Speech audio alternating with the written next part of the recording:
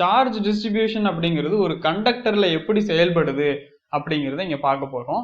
இதை எப்படி நம்ம ஃபைன் பண்ணலாம் அப்படின்னு கேட்டீங்கன்னா, ஒரு சோதனையை செய்ய போறோம். அதாவது 2 வித்தியாசமான ரேடியஸ் கொண்ட ஸ்பியரை எடுத்துக்கிறோம்.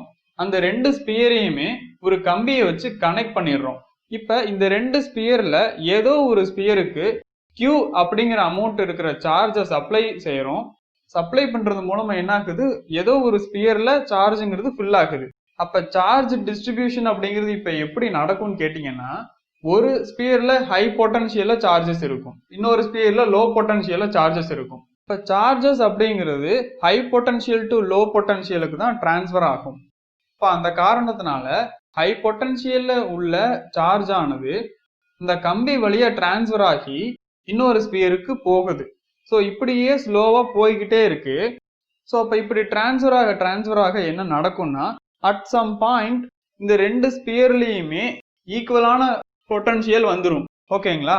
அப்ப ஏங்கிற ஸ்பியர்ல இருக்கிற electrostatic potential VA is equal to 1/4/epsilon0 into Q1/R1.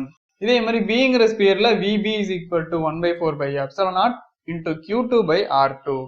இங்க இது ரெண்டையும் நம்ம ஈக்குவேட் பண்ணும் போது VA is equal to VB அப்படின்னு ஆகுது. இங்க நமக்கு 1/4/epsilon0 அப்படிங்கிறது காமன் டேர்ம் தான். அந்த காரணத்தினால Q1/R1 is equal to Q2/R2 அப்படின்னு நம்ம கால்குலேஷனுக்கு கொண்டு வந்துடுறோம். சர்ஃபேஸ் சார்ஜ் டென்சிட்டி அப்படிங்கிற கான்செப்டையும் உள்ள கொண்டு வந்துடுறோம். அப்ப Q1 is equal to 4/R1 square into sigma 1. அதே மாதிரி Q2 is equal to 4/R2 square into sigma 2. ஓகேங்களா? அப்ப இது எல்லாத்தையும் சால்வ் பண்ணி கடைசியா என்ன கன்க்ளூஷனுக்கு வராங்கன்னா, sigma 1 R1 is equal to sigma 2 R2 அப்படின்னு வராங்க. அப்ப sigma R is equal to constant. இப்ப sigma 1 R1 is equal to sigma 2 R2 அப்படிங்கிற இந்த ஃபார்முலாவை ஒரு நிமிஷம் கவனிங்க. sigma 1 R1 அப்படிங்கிற டேர்ம் இருக்கு. சர்ஃபேஸ் சார்ஜ் டென்சிட்டி அப்படிங்கிறது ரேடியஸுக்கு இன்வர்ஸ்லி ப்ரொபோர்ஷனலா உள்ளது. அப்படின்னா ரேடியஸ் இன்க்ரீஸ் ஆக சர்ஃபேஸ் சார்ஜ் டென்சிட்டிங்கிறது டிக்ரீஸ் ஆகும். ஓகேங்களா? அப்ப இந்த சோதனை மூலமா நம்ம என்ன கன்க்ளூஷனுக்கு வரோம் அப்படின்னா, எங்கெல்லாம் ரேடியஸ் உங்களுக்கு கம்மியா உள்ளதோ அந்த இடங்கள்ல எல்லாம் சர்ஃபேஸ் சார்ஜ் டென்சிட்டியோட வேல்யூ அப்படிங்கிறது மிக அதிகமா உள்ளது. இதே மாதிரி ரேடியஸ் இன்க்ரீஸ் ஆகும் போது அங்க சர்ஃபேஸ் சார்ஜ் டென்சிட்டியோட வேல்யூங்கிறது குறையும் அப்படிங்கிறத சொல்ல வரும். இப்ப இந்த ஸ்டேட்மெண்ட்டை நம்ம வேற எங்கேயாவது அப்ளிகேஷனுக்கு யூஸ் பண்ணலாம். அந்த காரணத்துக்காக தான் இந்த சோதனையை நம்ம செஞ்சிருக்கோம். இந்த ஃப்ரேம்ல காட்டுற மாதிரி இந்த இமேஜுக்கு 2 ரேடியஸ் இருக்கு. இந்த கம்மியான ரேடியஸ் இருக்க ஜோன்ல சார்ஜஸோட குவான்டிட்டிங்கிறது நிறைய உள்ளது. நம்ம ஏற்கனவே பார்த்துருக்கோம், சர்ஃபேஸ் சார்ஜ் டென்சிட்டிங்கிறது எங்கெல்லாம் ரேடியஸ் கம்மியா இருக்கோ அங்கெல்லாம் மிக அதிகமா உள்ளது அப்படின்னு. அப்ப இங்க சார்ஜஸோட குவான்டிட்டிங்கிறது ஏகப்பட்டது இருக்கிறதுனால ஹை ஸ்ட்ரென்த் ஃபீல்டு அப்படிங்கிறது ஒன்று கிரியேட் ஆகும். இந்த ஃபீல்டு என்ன பண்ணுன்னு கேட்டீங்கன்னா, காத்துல இருக்கிற அந்த ஏர் மாலிக்யூல்ஸை அயானைசேஷன் ஆக்குது. அப்படி ஆக்கும் போது என்ன ஆகுது, இந்த கம்மியான ரேடியஸ் இருக்கிற ஜோன் ஒட்டி இருக்கிற எல்லா நெகட்டிவ் சார்ஜஸையும் இதை அட்ராக்ட் செய்யுது. அட்ராக்ட் பண்ண என்ன ஆகும்னா, இந்த கம்மியான ரேடியஸ் ஜோன்ல இருக்கிற பாசிட்டிவ் சார்ஜும் அந்த நெகட்டிவ் சார்ஜும் என்ன ஆகுது, கம்ப்ளீட்டா நியூட்ரலைஸ் ஆக ட்ரை பண்ணும். அப்படிங்கும் போது அப்ப இந்த கம்மியான ரேடியஸ் இருக்க ஜோன்ல என்ன ஆகும், இந்த சார்ஜோட வேல்யூ அப்படிங்கிறது ரெடியூஸ் ஆக ஸ்டார்ட் ஆயிரும். இந்த கம்மியான ரேடியஸ்ல உள்ள ஏகப்பட்ட சார்ஜால ஹை ஸ்ட்ரென்த் ஃபீல்டுங்கிறது கிரியேட் ஆகுது. இந்த ஃபீல்டு அப்படிங்கிறது ஏர் மாலிக்யூல்ஸை ஏர் அயானைசேஷன் ஆக்குது. இந்த ப்ராசஸ் மூலமா நெகட்டிவ் சார்ஜஸ் அப்படிங்கிறது இந்த ஷார்ப் கார்னர்ஸை நோக்கி அட்ராக்ட் ஆகுது. அப்ப இந்த ப்ராசஸ் தான் நம்ம என்ன சொல்றோம்னா கூர்முனை செயல்பாடு, action at points are corona discharge அப்படின்னு சொல்றோம். மின்னல் இடி வரும்போது ரொம்ப ஹைட்டா இருக்கிற இந்த கட்டடங்களை எப்படி பாதுகாக்கணும் அப்படிங்கிறத தான் இங்க பார்க்க போறோம். அதாவது ரொம்ப ஹைட்டா இருக்கிற இந்த மாதிரியான கட்டடங்கள்ல நம்ம என்ன பண்றோம்னா ஒரு கம்பியை இன்ஸ்டால் பண்றோம். ஸோ அந்த கம்பியானது மேலே டாப்ல இருந்து கீழே கிரவுண்டுக்குள்ள ஒரு காப்பர் பிளேட்டோட கனெக்ட் பண்ணிடுறோம். இப்போ என்ன நடக்குதுன்னா, இப்போ ஒரு மேகம் அந்த கம்பி வழியா கிராஸ் ஆகி போகுதுன்னு வைங்களேன். அந்த மேகத்துல நெகட்டிவ் சார்ஜ் இருக்குன்னு வைங்க.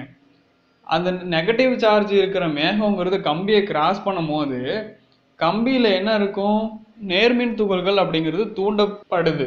அப்ப கம்பியோட ஷார்ப் கார்னர்ஸ்ல ஹை பாசிட்டிவ் சார்ஜ் அப்படிங்கிறது கிரியேட் ஆயிருது. அப்ப ஏகப்பட்ட பாசிட்டிவ் சார்ஜஸ் இருந்தா என்ன ஆகும்? ஹை ஸ்ட்ரென்த்தான ஒரு ஃபீல்டுங்கிறது கிரியேட் ஆயிரும். அந்த ஃபீல்டு என்ன பண்ணும்னா ஏர் மாலிக்யூல்ஸை அயானைசேஷன் செய்யுது. அப்படி செய்யும் போது என்ன நடக்கும்னா பாசிட்டிவ் சார்ஜும் நெகட்டிவ் சார்ஜும் ரெண்டு கிரியேட் ஆயிரும். அப்ப அங்க கிரியேட் ஆன பாசிட்டிவ் சார்ஜஸ் அப்படிங்கிறது ஸோ கிளவுட்ஸில் உள்ள அந்த நெகட்டிவ் சார்ஜை கொஞ்சம் நியூட்ரலைஸ் ஆக்கிட்டுரும். மீதி உள்ள எல்லா நெகட்டிவ் சார்ஜஸும் இந்த கம்பியில இருக்கிற பாசிட்டிவ் சார்ஜை நோக்கி உள்ள வந்துடும்.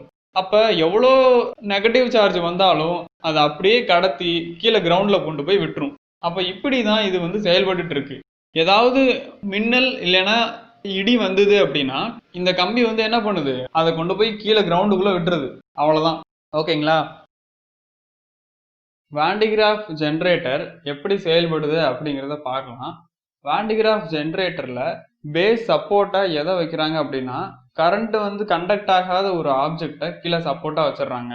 அந்த சப்போர்ட்டுக்கு மேல ஒரு ஸ்பியரை வைக்கிறாங்க. ஸ்பியருங்கிறது ஒரு கண்டக்டர். அந்த ஸ்பியர் ஒரு ஹாலோ ஸ்பியர், உள்ள ஒண்ணுமே கிடையாது. இப்ப என்ன பண்றாங்கன்னா இந்த ஸ்டாண்டுக்கு கீழே சி அப்படின்னு ஒரு கப்பி வைக்கிறாங்க. அதே மாதிரி ஸ்பியருக்கு உள்ளார பிங்கிற ஒரு கப்பி வைக்கிறாங்க. இந்த சிங்கிற கப்பிக்கு பக்கத்துல டிங்கிற ஒரு சீப் இருக்கு. மேல பிங்கிற கப்பிக்கு பக்கத்துல ஈங்கிற ஒரு சீப் இருக்கு. டிங்கிற சீப்புக்கு பேட்டரி ஒன்று கனெக்ட் பண்ணியிருக்காங்க. ஓகேங்களா? இதுதான் ஸ்டாண்டப் செட்டப். அதுக்கு அடுத்து சி கப்பியும் பி கப்பியும் ஜாயின் பண்றதுக்காக ரப்பர் பெல்ட் ஒன்று கனெக்ட் பண்ணியிருக்காங்க. இப்ப சிங்கிற கப்பிய ஏதோ ஒரு மோட்டாரோட கனெக்ட் பண்ணிடுறாங்கன்னு வச்சுக்கோங்க. இப்ப ப்ராசஸை பார்க்கலாம்.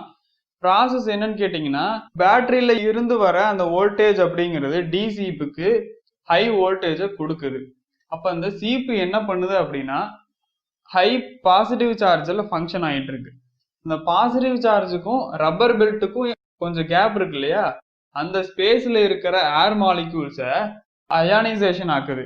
அப்படி ஆக்குச்சுன்னா என்ன ஆகும்? சிங்கிளா ஒரு ஆட்டம் அப்படிங்கிறது ஒரு பாசிட்டிவ் சார்ஜாகவும் இன்னொரு நெகட்டிவ் சார்ஜாகவும் சேஞ்ச் ஆயிடும். அப்ப இந்த சீப்புங்கிறது ஃபுல்லா பாசிட்டிவ் சார்ஜா ஃபில் ஆயிருக்கு. ஃபுல்லா பாசிட்டிவ் சார்ஜஸ் இருந்ததுன்னா அது எதை அட்ராக்ட் பண்ணும்? நெகட்டிவ் சார்ஜஸ் அட்ராக்ட் பண்ணும். அப்ப இந்த டிங்கிற சீப்பு நெகட்டிவ் சார்ஜஸ் அட்ராக்ட் செஞ்சிருது. மீதி இருக்கிற பாசிட்டிவ் சார்ஜஸ் அப்படிங்கிறது அந்த ரப்பர் பெல்ட்டோட ஒட்டிக்கிட்டு மேல போகுது. அப்ப மேல போகும்போது என்ன நடக்குதுன்னா இந்த ஈங்கிற சீப்பு பக்கத்துல வரும்போது இங்க பாசிட்டிவ் சார்ஜஸ்ங்கிறது நிறைய இருக்கா? அப்ப இந்த பாசிட்டிவ் சார்ஜஸ்ங்கிறது சீப்பு பக்கத்துல போகும்போது ஸோ ஈங்கிற சீப்பு நெகட்டிவ்லி சார்ஜா தூண்டப்படுது. ஈங்கிற சீப்போட ஷார்ப் கார்னர்ஸ்ல எப்படி இருக்கும்னா நெகட்டிவ் சார்ஜால உண்டாகிற அந்த ஃபீல்டு என்ன பண்ணும்னா அந்த சீப்பு பக்கத்துல இருக்க காத்தை அயானைசேஷன் செய்யும். இந்த ப்ராசஸ் மூலமா ஈங்கிற சீப்பு பக்கத்துல இருக்கிற பாசிட்டிவ் சார்ஜஸ் அப்படிங்கிறது ஈ சீப்பை நோக்கி நகரும். அங்க மீதி இருக்கிற நெகட்டிவ் சார்ஜஸ் என்ன பண்ணும்னா அந்த ரப்பர் பெல்ட்ல வந்த பாசிட்டிவ் சார்ஜோட நியூட்ரலைஸ் ஆயிரும். ஓகேங்களா? அப்ப ஈங்கிற சீப்பு நெகட்டிவ்லி சார்ஜா தூண்டப்படுது. அப்படி தூண்டப்படும் போது அங்க இருக்கிற காத்துல இருக்கிற பாசிட்டிவ் சார்ஜை அட்ராக்ட் பண்ணிடுது. அட்ராக்ட் பண்ணி அந்த ஈங்கிற சீப்பு ஸ்பியரோட கனெக்ட் ஆயிருக்கு. அப்ப அங்க இருக்கிற பாசிட்டிவ் சார்ஜ் எல்லாத்தையும் கண்டக்ட் பண்ணி ஸ்பியர்ல கொண்டு போய் விட்டுருது. ஸோ ஏர் அயானைஸ் பண்ணதுக்கு அப்புறம் அங்க இருக்கிற பாசிட்டிவ் சார்ஜ் எல்லாத்தையும் இதை அட்ராக்ட் ஆகிருச்சுன்னா மீதி அங்க என்ன இருக்கும்? நெகட்டிவ் சார்ஜ் தான் இருக்கும். அந்த நெகட்டிவ் சார்ஜ் ஆனது அந்த ரப்பர் பட்டையில இருந்து வர எல்லா பாசிட்டிவ் சார்ஜோடையும் நியூட்ரலாக ட்ரை பண்ணுது.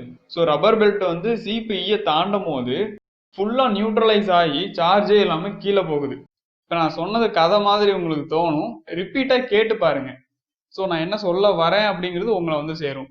அப்ப மீண்டும் என்ன ஆகுது? அந்த ரப்பர் பெல்ட் சீப்பு டியை நோக்கி வருது. அப்ப மீண்டும் சீப்புல எப்பவுமே என்னவா இருக்கும்? பாசிட்டிவ் சார்ஜ்ங்கிறது செயல்பட்டு இருக்கும். ஸோ சீப்பு டில பாசிட்டிவ் சார்ஜஸ் இருக்கும்.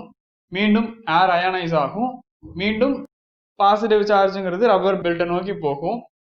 அப்ப இந்த ப்ராசஸ் கண்டினியூ ஆகிக்கிட்டே போக போக போக இந்த பாசிட்டிவ் சார்ஜஸ்ங்கிறது என்ன ஆகும்னா இந்த ஈங்கிற சீப்பு வழியா கண்டக்ட் ஆகி ஸ்பியர் ஃபுல்லா போய்கிட்டே இருக்கும். அந்த ஸ்பியர் ஃபுல்லா பாசிட்டிவ் சார்ஜஸ்க்கு என்ன ரொம்பிக்கிட்டே இருக்கும். எந்த பாயிண்ட் வரைக்கும் ரொம்பும்னா அதால தாங்கிக்க முடியாத லெவல் வரைக்கும் அது என்ன ஆயிட்டு இருக்கும்? ரொம்பிக்கிட்டே இருக்கும், ஃபில் ஆகிக்கிட்டே இருக்கும்.